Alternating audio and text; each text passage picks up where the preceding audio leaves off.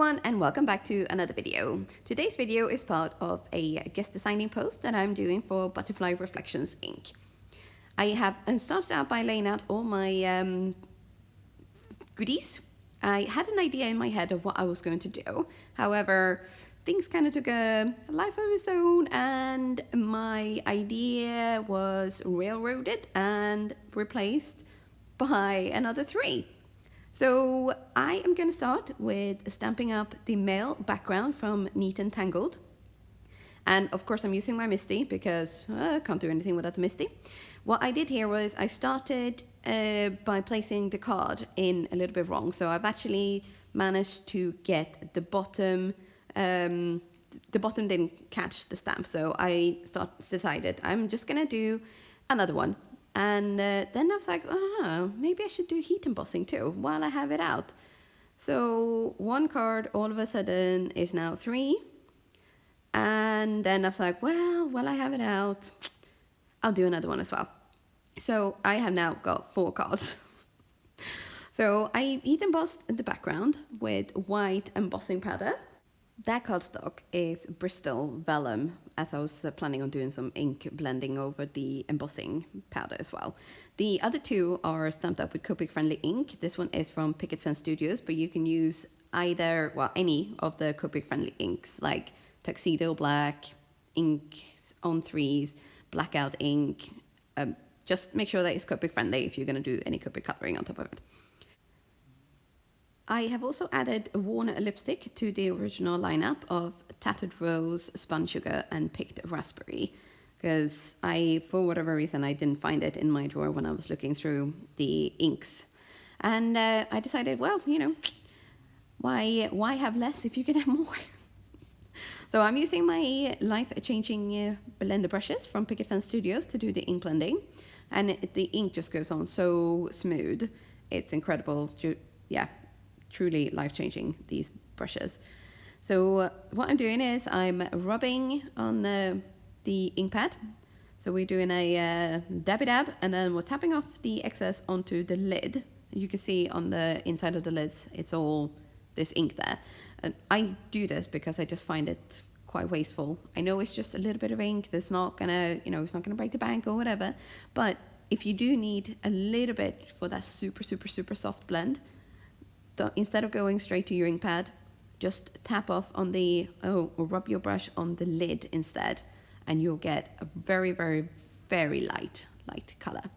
So here I'm using my little acetate as my finger sheet, and this is just a simple strip of acetate that I put some Post-it tape on so I can see where it is, and it just saves my ink blending from getting fingerprints or marks. Also saving your fingers from getting inked that you then smudge on your project later, as I have done many, many times before. Now I'm going back in over on the ink blending. So this is the second layer of ink blending.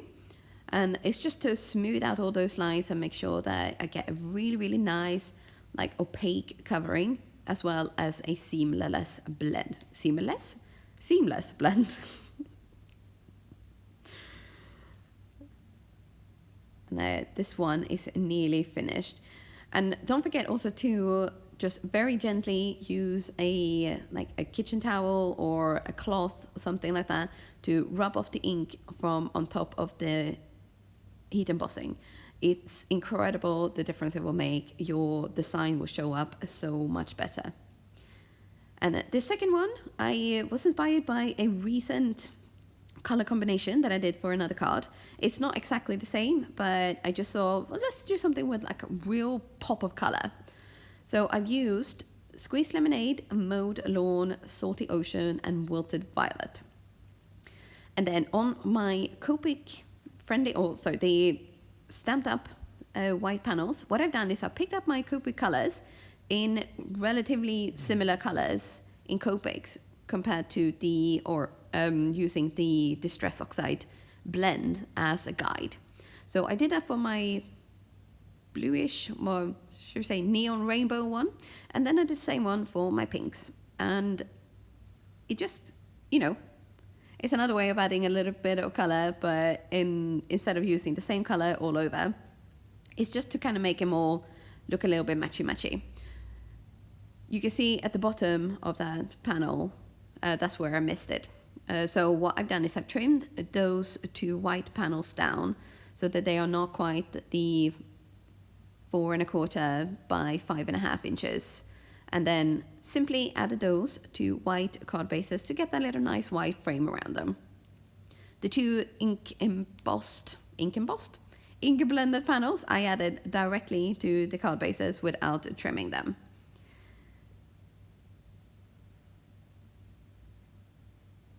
Sentiment wise, I have used some from Typed Sentiments. This is also Neat and Tangled.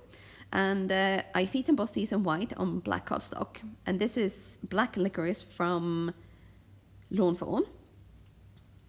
And there you can see where I've used the anti-static tool, which I always use, even when I use WOW embossing powders.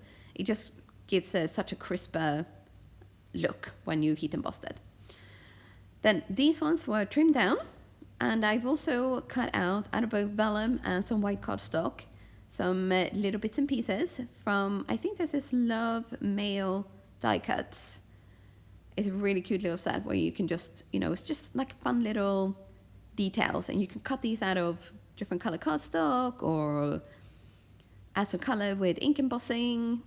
Why do I keep saying ink embossing when it's ink blending and heat embossing? Ugh. Maybe I need another coffee, who knows. Anyway, so I'm using all these little bits and pieces just to kind of add a little bit more interest to the cards. But if you like just, clean and simple or no fuss and muss, just add the sentiment strips and you're done. The color and the background will just take care of the rest because they're quite cute as they are, aren't they really?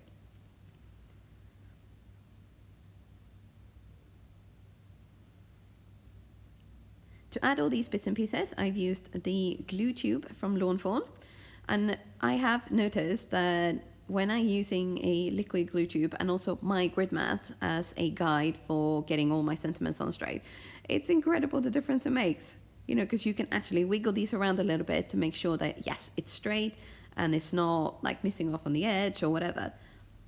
Sometimes it's just the little details that kind of just bring your card up to the next level. Because how many of us haven't put on a sentiment wonky and all your work has just gone meh? Yeah, I think everyone recognizes that feeling when you realize it's stuck on good as well. You cannot save this card. It's a bit of a bugger, isn't it? All these cards have got different sentiments because they're all quite sort of funny in their own ways, aren't they? There's loads of good sentiments in this set, so I definitely think that this one is a must-have for fun, happy mail cards.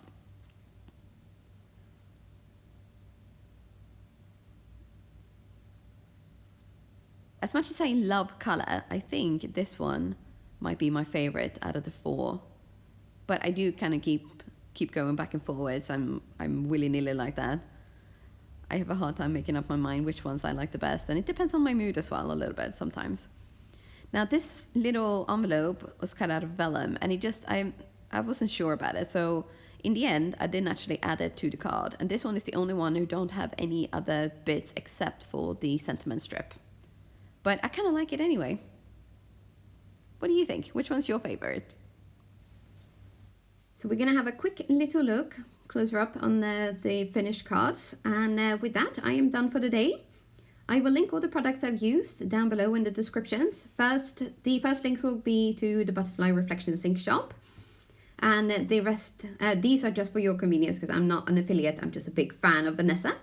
And the other links will be affiliate links, which means that if you click on these and you buy anything through these links, I will get a small commission from these shops directly at no extra cost to you whatsoever.